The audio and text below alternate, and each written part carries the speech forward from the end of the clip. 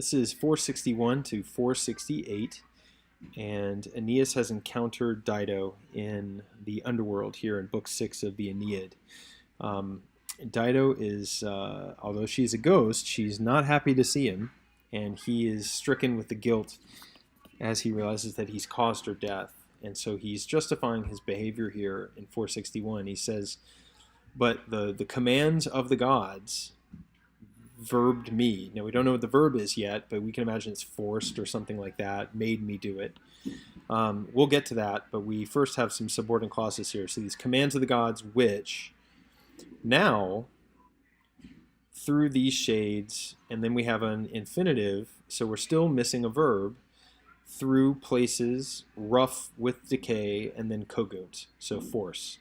So the commands, the gods' commands, which now force, we assume me, to go through these shadows, through places rough with rot, with decay, and profound night. And then finally we get our main verb here, ageirun. So, but the commands of the gods, which blah, blah, blah, blah, blah, have driven me by their commands.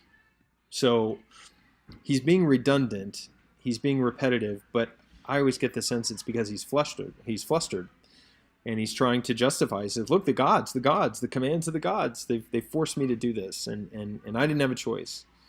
He says, "I was not able to believe that." Now we need two accusatives, right? That something verbs something else. So I wasn't able to believe that. Now we got hunc tantum dolorem, that's one accusative, and then me is the other one. So I wasn't able to believe that I brought this such great grief upon you by my departure. And Vergil doesn't give her actions, but you can see from his words in 465 what she's doing. He says, look, halt your step, and don't. Now he says, drag yourself away. Don't take yourself from our sight. Whom are you running away from? Whom are you fleeing? He says, extremum hoc est. This is the final word. This is the final thing by fate, which I say to you, I address you. So with such things, with such words, Aeneas, and again, we're missing a verb, but we got the direct object. She's ardentem, burning, and she is tuenteming. She's sort of looking at him, and she's described as fierce.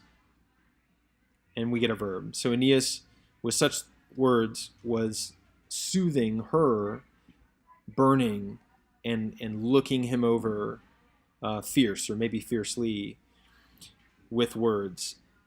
And most books here, most texts give you the encodative meaning of lenibat, so or the conative meaning, not encodative, but the conative meaning of lenibat here. So like he was trying to, because obviously he doesn't do it, so he was trying to soothe her, burning, and sort of looking him up and down, watching him torwa, grim or fierce, with words. And he was welling up with tears. Animum here is left, and I think we have to take animum as describing ardentem and tuentem. So he was trying to soothe her burning spirit, and her spirit sort of looking or appearing or watching him, and she's also described as grim or fierce looking.